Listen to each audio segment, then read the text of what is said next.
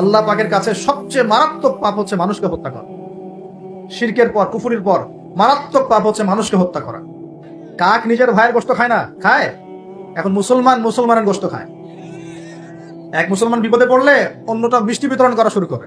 কিভাবে তার মানহানি করবে, কিভাবে তাকে অপমান করবে, কিভাবে তার বিরুদ্ধে ষড়যন্ত্র করবে, কিভাবে তাকে ফাঁসাই দিবে, এই চিন্তাই অলওয়েজ মাথায় ঘোরাফেরা করতেছে। হাবিল কাবিলের কারণে প্রথম এই যে হাবিল কাবিলের ঘটনার প্রেক্ষিতে আল্লাহ পাক কি করেছেন শোনেন। আল্লাহ রাব্বুল আলামিন তার নবীর মাধ্যমে আমাদেরকে জানিয়েছেন। হাদিসটা শোনেন, খুবই মারাত্মক হাদিস। নবীজি বলেছেন, এই পৃথিবীতে প্রথম হত্যাকাণ্ড সংঘটিত করেছে কাবিল। কে? সে একজন নবীর সন্তান না?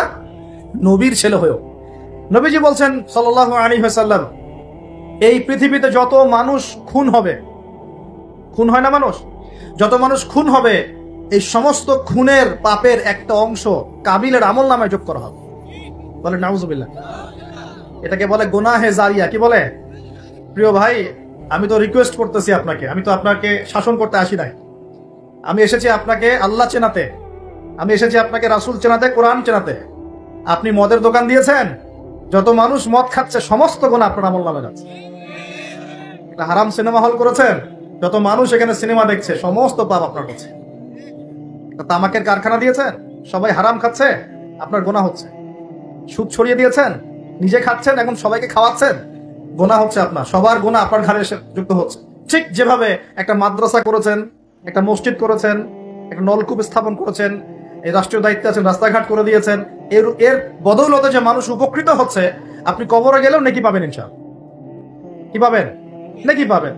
একটা ব্রিজ নির্মাণ করে দিয়েছেন, যত মানুষ এটাতে পারাপার হবে, উপকৃত হবে, আপনি নেকি পাবেন ইনশাআল্লাহ। ঠিক একইভাবে আপনি আমি যদি এরকম গুনাহে জারিয়ার কোনো মাধ্যম চালু করে যাই, কবরে চলে গেলেও ওই গুনাহ কি হবে?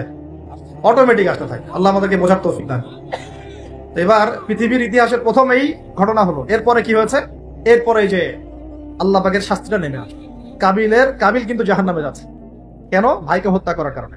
আল্লাহ পাকের কাছে সবচেয়ে মারাত্মক পাপ হচ্ছে মানুষকে হত্যা করা। শিরকের পর, কুফরির পর মারাত্মক পাপ হচ্ছে মানুষকে হত্যা করা। আল্লাহ রাব্বুল আলামিন তার নবীর মাধ্যমে জানিয়েছেন, একজন ব্যক্তি যদি লা ইলাহা ইল্লাল্লাহ বলতে পারে, এই একজন মুসলিম যে লা ইলাহা ইল্লাল্লাহ বলে, সে বেঁচে থাকা পর্যন্ত আল্লাহ পাক কিয়ামত দিবেন ইনশাআল্লাহ। একজন মুসলমানের কত দাম চিন্তা করেন, কত দাম। আল্লাহু আকবার। তো এখানে একজন মুসলিমকে হত্যা করলো কে? কাবিল। কাবিলের আমল নামায় সব পাপ যেটা থাকলো, তার মানে আল্লাহর আযাব আসার প্রথম কারণ কি হলো? হিংসা। কি কারণ? অতএব হিংসা করতে থাকলে আল্লাহর শাস্তি কি হবে?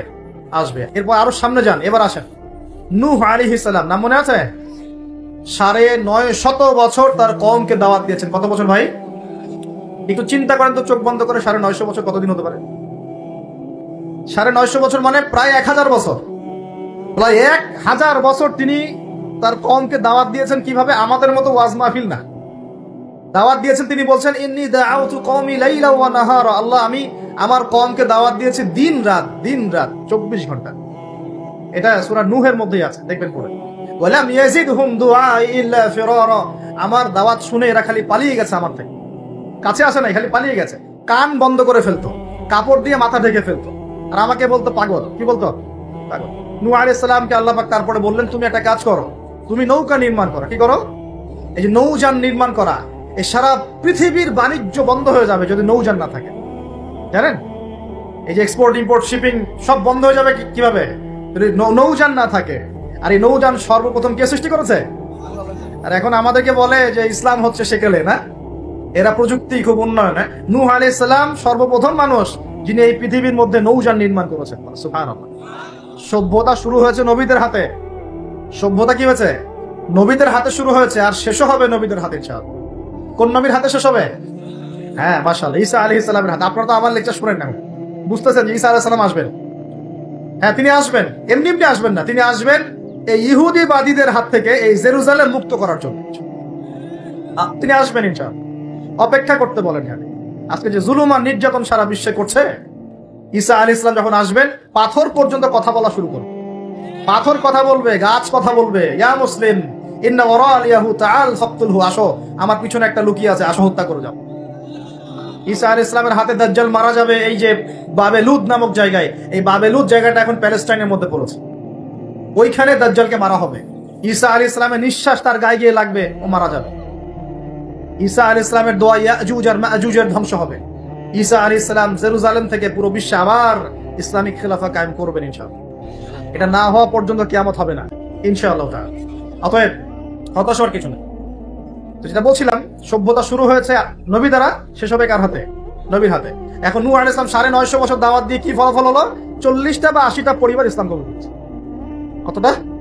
এখানে তো আপনারা মাশাআল্লাহ হাজার মানুষ বসে আছে, কথা শুনছেন, সৌভাগ্যের বিষয়। সারা জীবন দাওয়াত দিয়ে 40 বা 80টা ফ্যামিলি। আল্লাহ পাক বললেন নৌযান নির্মাণ করো, আমার আযাব আসতেছে। কি আসতেছে? আযাব আসতেছে।